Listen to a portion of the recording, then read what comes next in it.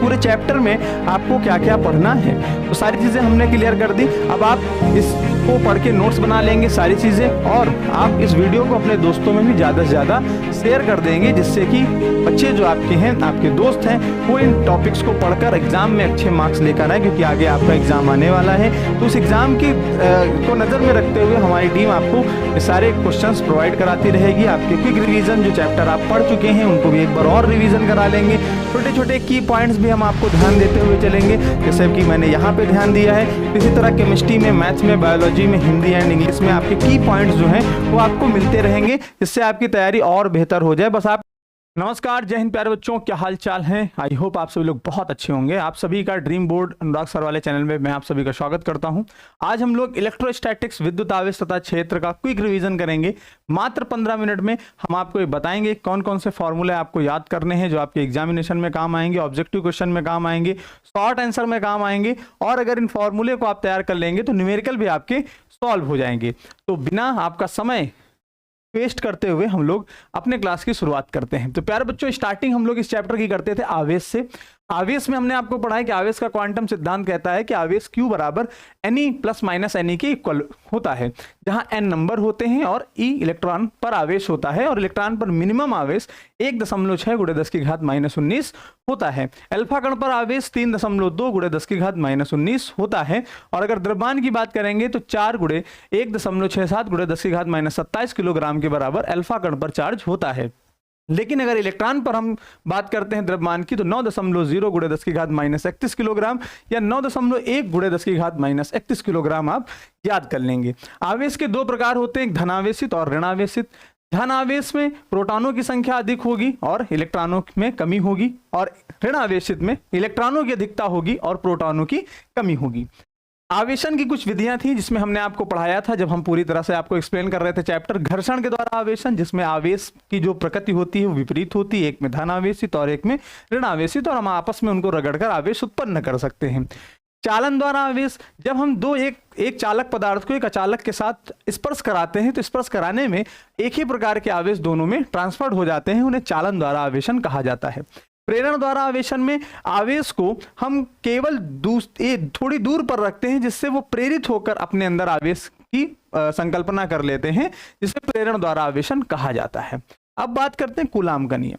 यदि दो बिंदु आवेश एक दूसरे से r दूरी पर रखे होंगे, बिंदु आवेश होने चाहिए, एक दूसरे से r दूरी पर रखे होंगे, तो इन बलों के, इन आवेशों के कारण उनमें एक बल लगता है, जो बल उन आवेशों के गुणनफल के समानुपाती होता है, उनके बीच की दूरी के वर्ग के व्युत्क्रमानुपाती होता है।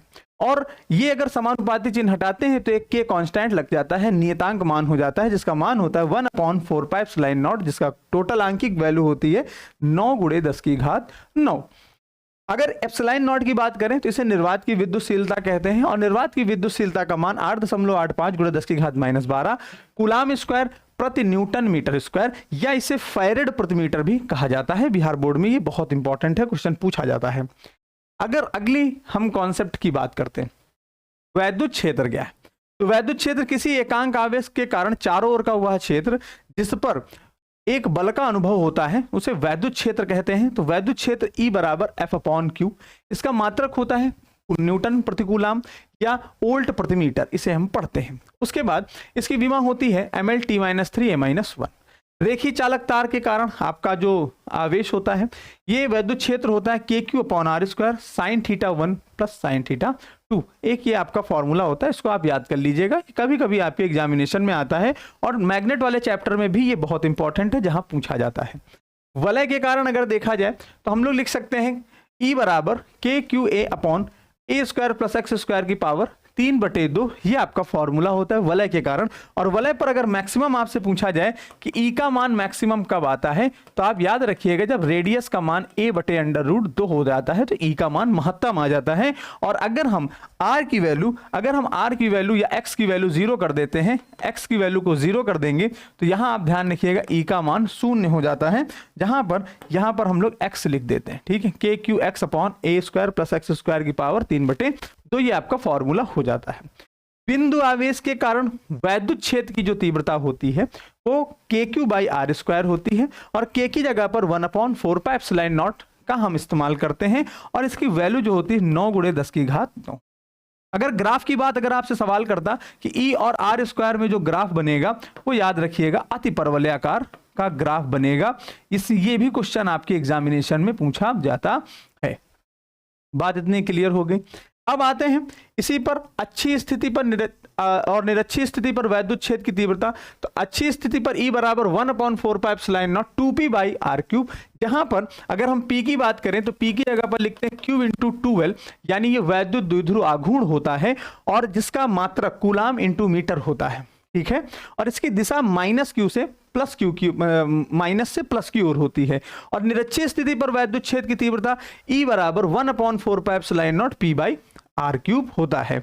और अगर इनमें भी हम अगर ग्राफ की बात करते हैं तो इनमें भी ग्राफ अति परवलयाकार बनता है। इसका भी आपको बहुत अच्छे तरीके से ध्यान देना है क्योंकि ये क्वेश्चन आपके ग्राफ वाले पूछे जाते हैं, ठीक।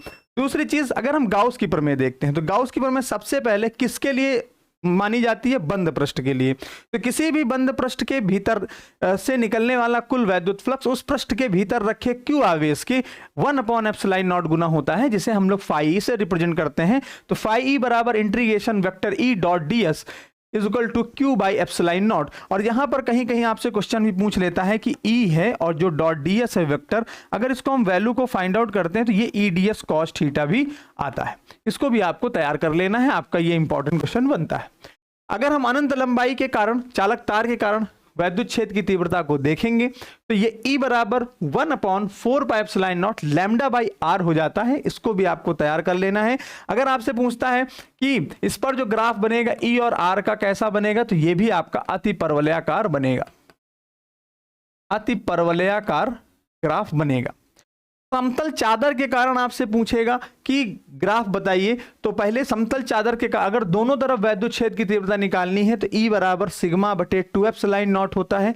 अगर एक तरफ निकालनी है तो σ/ε0 होता है। लेकिन इनके लिए अगर हम ग्राफ पूछते हैं कि E जो है R की पावर अगर 0 के साथ संबंध रखता है तो ये किस नियम के लिए फॉलो करता है, तो आप बोलिएगा समतल चादर के कारण वैद्युत क्षेत्र की तीव्रता। और इस पर जो ग्राफ बनेगा वो E है और R है, तो यहीं पर ग्राफ बन जाएगा क्योंकि R की पावर 0 है तो E भी आपका 0 ही रहेगा, उस पर कोई वैल्यू नहीं फाइंड आउट की जाएगी।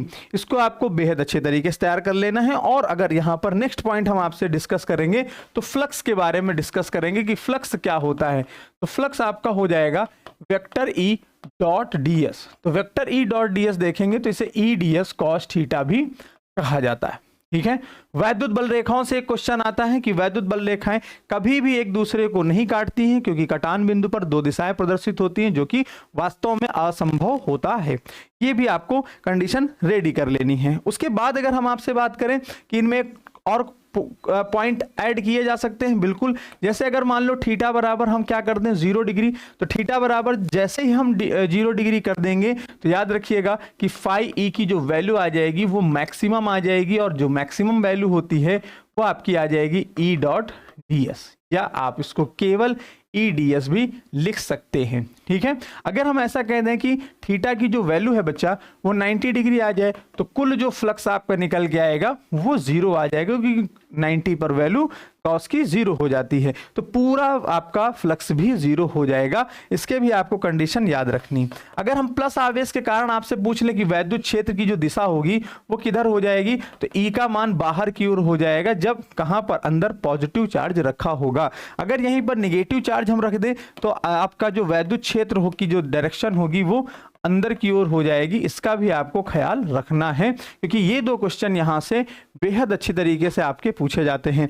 आवेशों के गुणधर्म में जैसे आवेश का क्वांटीकरण होता है, आवेश का संरक्षण सिद्धांत क्या है, ये क्वेश्चन पूछा जाता है। तो आवेश का संरक्षण सिद्धांत क्या है कि आवेश को ना तो उत्पन्न कर सकते हैं और ना ही नष्ट कर सकते हैं, बस एक माध्यम से दूसरे माध्यम में उसको परिवर्तित किया जा सकता है। अभी तक कितने क्वांटम बनाए जा सके हैं? केवल 3, आवेश का, कोणीय संवेग का और ऊर्जा का, ठीक। 3 आपके क्वांटम सिद्धांत हैं। बाकी द्रव्यमान का क्वांटम अभी खोजा ही नहीं जा पाया है, और हमें लगता है आगे जब वैज्ञानिक खोजेंगे तो फिर हम आपको पढ़ाने के लिए तत्पर हो जाएंगे कि अब नया क्वांटम सिद्धांत आ गया है।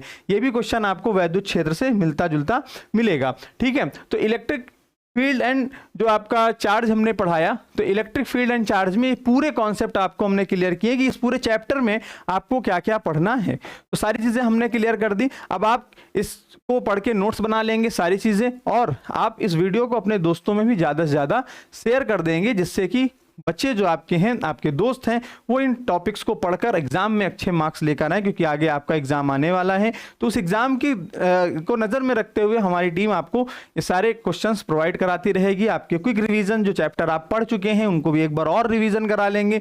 छोटे छोटे की पॉइंट्स भी हम आपको ध्यान देते हुए चलेंगे, जैसे कि मैंने यहाँ पे ध्यान दिया है। इसी तरह केमिस्ट्री में, मैथ्स में, बायोलॉजी में, हिंदी एंड इंग्लिश में आपके की पॉइंट्स जो हैं वो आपको मिलते रहेंगे, जिससे आपकी तैयारी और बेहतर हो जाए। बस आपका काम है कि आप ड्रीम बोर्ड के साथ जुड़े रहें, पढ़ाई करते रहें, अपने दोस्तों को ये क्लास शेयर करते रहें, क्योंकि और जब बच्चे जुड़ेंगे तो हमारे लिए बहुत गर्व की बात होगी कि सारे बच्चे हमारे साथ जुड़कर और हम आपको पढ़ाते हुए नजर आते रहेंगे। ठीक है, तो आशा करता हूं आपको सारी चीजें समझ में आई होंगी। तो मिलते हैं फिर नेक्स्ट क्लास में। जय हिंद, वंदे मातरम। अपना ख्याल रखें, पढ़ते रहें, मुस्कुराते रहें। जय हिंद।